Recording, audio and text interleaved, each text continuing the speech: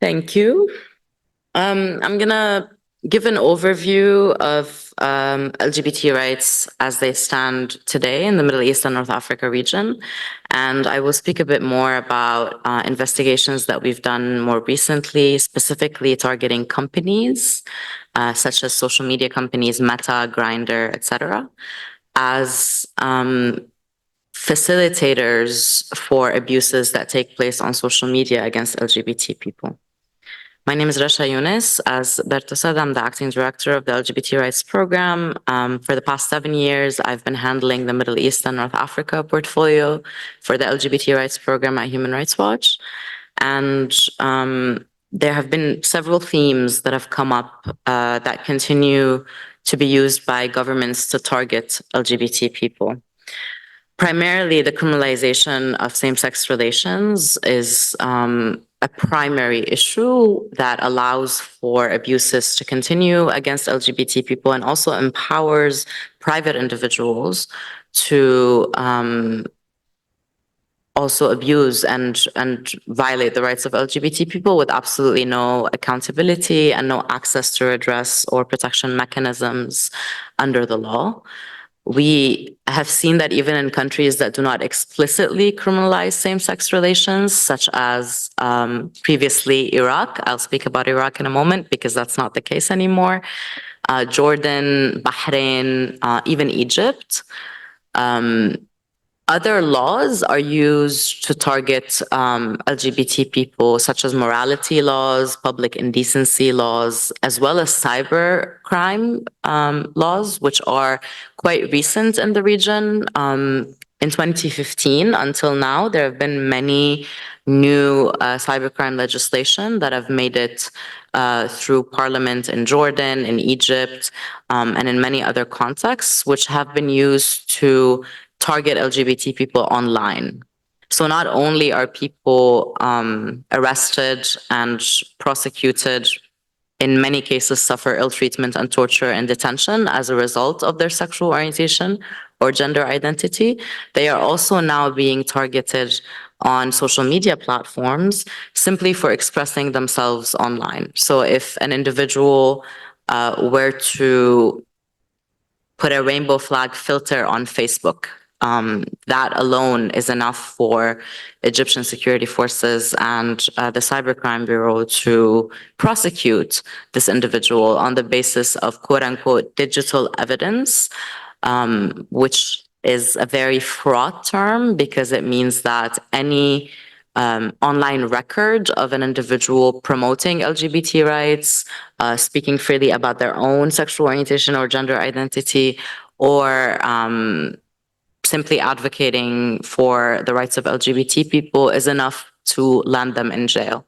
I'll give an example of a blogger from Yemen, Muhammad al-Bukhari, who had traveled from Yemen to Saudi Arabia on foot after armed groups in Yemen were threatening to kill him because he is a gay activist. After arriving in Saudi Arabia, which is kind of a black box when it comes to human rights violations and LGBT rights violations, because a lot of the community operates very much underground and cannot really coalesce or organize due to laws that restrict civil society operations in the country. He posted a video on Facebook where I saw it was actually a Facebook Live, and there was an exchange between him and the audience. And one of the audience members asked him, "What do you think about LGBT rights?" And he said in that video, "Everyone deserves rights, including LGBT people." That prompted an online hate campaign against this individual in Saudi Arabia, where specifically on Twitter, which is the most used platform in the Gulf for dissent or any kind of organizing, garnering thousands of hateful comments simply because he supported LGBT rights. He didn't even say he was gay. That prompted security forces to arrest him. In Saudi Arabia, he was imprisoned for 10 months where he was subjected to torture, including a forced anal exam. He was put in solitary confinement. He was accused under the cybercrime law in Saudi of promoting indecency and immorality and quote unquote imitating women. And that was the reason, that was the prosecution's decision in what they charged and convicted him with. And he was also sentenced to deportation to Yemen, where his life was in danger upon release. We worked for, as an organization, as Human Rights Watch, we worked for the entire 10 months to at least get him resettled to a country other than Saudi, so that he does not die at the crossing the border from Saudi to Yemen, because the sentence was also to cross the border not so basically by land, right? So the armed group that had threatened him posted a video on Facebook again saying, Muhammad al-Bukhari, when you cross this border, we will kill you. That wasn't enough for social media companies such as Facebook to remove that hateful post. It wasn't enough for many host countries and diplomatic missions to accept the resettlement of Muhammad.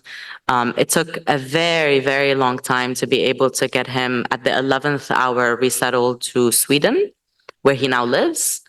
And it's just that this is just an example of the theme that I will be discussing next, which is the digital targeting of LGBT people across the Middle East and North Africa region. I have noticed in my 7 years of documenting abuses against LGBT people in the region that, yes, criminalization plays a huge role, but it is not the only factor that leads to prosecution and ill treatment of LGBT people in detention. There are so many other tools, such as online harassment, entrapment on dating apps like Grindr, and extortion, specifically in contexts such as Lebanon, where individuals are highly precarious because of an economic crisis, because of political unrest, and private individuals as well as security forces select these individuals on apps such as Grindr or even on Facebook Messenger and extort them for huge amounts of money, usually in US dollars, in exchange for not outing them publicly. So the issue of public outing became quite emblematic in Tunisia, where police unions were the primary perpetrators of selecting LGBT activists from street protests, which were organized by civil society to counter economic disparity and Al-Qais's regime. And what happened next was that these police union representatives, who are police officers, were doxing, as in publishing private information of LGBT activists, their pictures, their addresses, without their consent, as well as their sexual orientation or gender identity, with hateful comments about them, primarily on Facebook. As you know, the risk of outing or online harassment is not just the fact that this information is online, it also empowers a largely uninformed public to target these individuals offline. And this is precisely the distinction and the relationship between online and offline violence that we wanted to investigate. Because yes, social media platforms are not the primary perpetrator, but they are vehicles of harassment and abuse of LGBT people that result in the same abuses offline that, for example, criminalization is leading to. So I'll give a bit of an overview. This began in 2022 when I was documenting in Lebanon, Tunisia, Iraq, Jordan, and Egypt, different abuses taking place in the country, mostly reactive work to make sure that we have a statement on the record. And in every single report, I noticed that online platforms were a vehicle of abuse and harassment. So for example, in Egypt, entrapment, meaning a police officer pretending to be a gay man in order to go on a date with an unsuspecting gay man or a trans woman, and then basically arrest them when they are supposed to meet, based primarily on these chats on Grindr, where the individual said, okay, consented to the date, or, for example, said that they practice sex work or gave a specific sum of money in exchange for sex, or sent any kind of like sticker on WhatsApp or any other information that denoted their sexual orientation or gender identity. That was enough of evidence to arrest these individuals in a place like Egypt. In Iraq, I was documenting the killings of LGBT people by armed groups, again in 2021 and 2022, in broad daylight, and these armed groups are very much factions of the government at the moment. And again, the issue of online platforms became very evident in that every single killing attempt or murder that I was able to document in that report was preceded by an online threat. So previously, 10 years ago in Iraq, there used to be billboards where names of queer and trans individuals would be published in the city. There used to be letters sent to individuals' homes threatening them to kill them if they continue to be who they are. And over time, this was replaced by digital tools, right? So now not only does WhatsApp or Telegram or Facebook or any dating app, reveal someone's sexual orientation or gender identity, but it's also very convenient for abusive perpetrators, such as armed groups, to target individuals, threaten them, also extort them for huge amounts of money, and eventually leading to lethal violence against LGBT people. In Tunisia, again, in the context of the protests, I was documenting harassment of activists, and this police unions issue on Facebook became very prominent in that that was the way individuals were being targeted in the street. So a police officer would take a picture of a protester, post it on Facebook with hateful comments and derogatory comments about their appearance. Oh, this person looks satanic, this person is gay, this person is trans. Of course, these are not the terms that are used, but I won't use the hateful terms. And that led to consequences that really ruined people's lives. I mean, people had to flee the country for risk of prosecution. A specific activist, Rania Amdouni, was hospitalized twice because of mental health consequences of this. And after having enough, she went to the police station and she said, I need to file a complaint because these police officers are harassing me. And instead of helping her, the police officers, as we've heard also this morning, happens in other contexts, sentenced her to 6 months in prison for shouting at the police station. So again, the law itself and criminalization and the lack of redress and lack of anti-discrimination legislation and the lack of protections is the primary cause, but there are so many other tools and ways that LGBT people are being targeted right now, regardless of whether or not criminalization of same-sex relations exists. And that leads me to Jordan, where same-sex relations are not criminalized. There's no law that says you should be put in jail because you are gay or trans, but there is a disastrous cybercrime law that prohibits promoting homosexuality online, or in more broad terms, promoting immorality online, and homosexuality, of course, is included under this rhetoric of immorality. And that also has led more recently to security forces, intelligence agencies, specifically the ones who work in the Cybercrime Bureau, targeting LGBT activists and organizations, shutting down their bank accounts so that they don't get funding anymore from external funders, donors, and ensuring that they are scared to death to ever speak again about their work, to the extent that civil society in Jordan right now around LGBT rights has completely dissolved.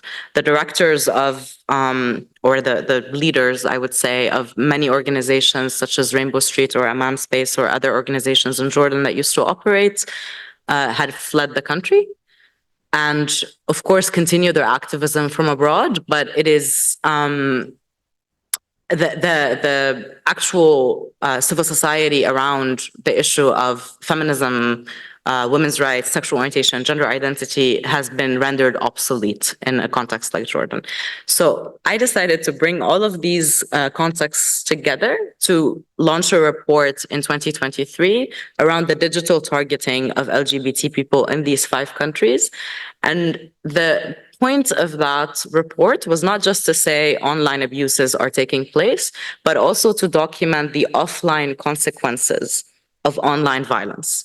So what that means is that in every single case that I documented, and I interviewed 120 LGBT people from these 5 countries, I saw that the online abuses are not transient. They don't stop with the hate speech or the hostility that you receive online or with the slur that someone receives because they are gay or trans. It reverberates throughout individuals' lives in ways that often ruin their lives.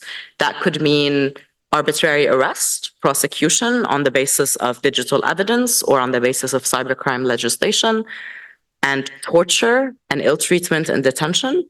That could also mean shutting down, cracking down on civil society, as we also have seen in Lebanon, in a way that, you know, tracks their Instagram activity. If there's a film screening about gender and sexuality in the city, and some group calls on to the Ministry of Interior to intervene, the film screening is either canceled or interrupted by force. So it became very clear that these online vehicles are very important for advocacy because, yes, we need to advocate with governments and we need to decriminalize same-sex relations across the region, but we also need to advocate with the intermediary. So what is the responsibility of social media companies like Meta, Facebook, Instagram, WhatsApp, or Grindr to be able to mitigate some of the abuses that take place on these platforms? As a follow-up to the actual report, we launched a campaign called Secure Our Socials, and it's primarily targeting Meta. And this campaign is primarily about content moderation, right? So a lot of the time when hateful posts remain online, they are violative of policies that social media companies have. So for example, outing someone is in violation of Facebook's policies. You can't out someone online and the post would remain online. But what we found is that there is a underinvestment in content moderation in the Arabic language, as well as other dialects of Arabic, where there is no human oversight over content moderation. What I mean by this is that, let's say there's a post against a Tunisian activist that she reported over and over and over again. The automated content moderation that is picking up this post cannot detect the hateful language in the post because it's not trained in the Arabic language, because it's not trained in the specific slurs and dialects that are, for example, the Tunisian dialect or Amazigh in Morocco, etc. And it cannot detect this as hateful language. So the post remains online. And this, the post remaining online, is what leads to the offline consequences that we have documented, where individuals are now harassing, activists on the street, following them to restaurants, cafes that they frequent,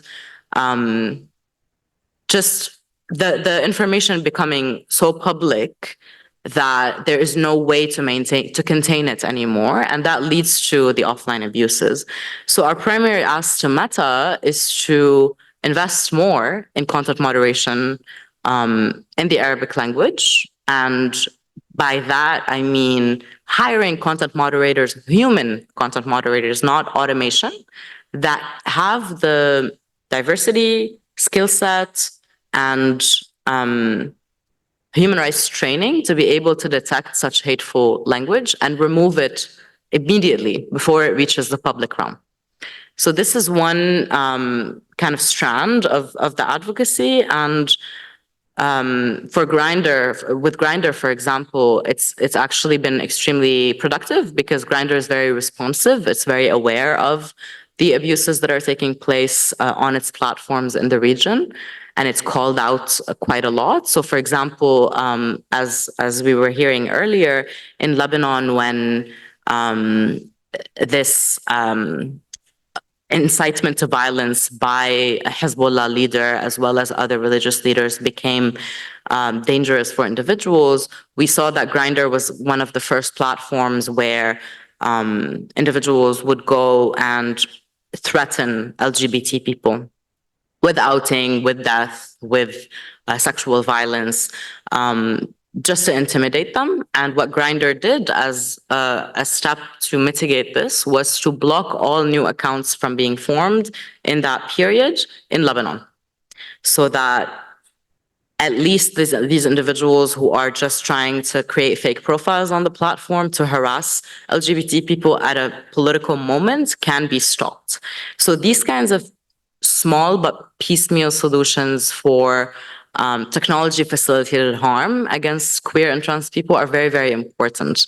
And I encourage us to think a bit more creatively about the way we conduct advocacy, especially in intractable contexts where a lot of the time attacking a law or trying to repeal a law, as Berto was saying, would create backlash that we're not prepared for, per se. That's not to say that the law shouldn't be repealed. It absolutely should. But there are other vehicles and other ways for us to be able to advocate for the rights of LGBT people in the absence of legislative change. The last thing I would say is that Iraq very recently, in April 2024, explicitly criminalized same-sex relations, and the draft bill that was introduced to Parliament actually had the death penalty in it for homosexuality. Thankfully, after a lot of advocacy with foreign missions, embassies, international intervention, the law now punishes same-sex relations with up to 15 years imprisonment, but no death penalty. And it also, for the first time, punishes promoting homosexuality online. So again, a lot of this shift in the legislative landscape that we're seeing in the region has included online platforms in order to punish LGBT people simply for expressing themselves online, even if the act of same-sex relations did not occur. So it's not about whether you have sex or you don't have sex. It's about whether you even talk about LGBT rights at all. I took a lot of time. I'll stop there. Thank you so much, and happy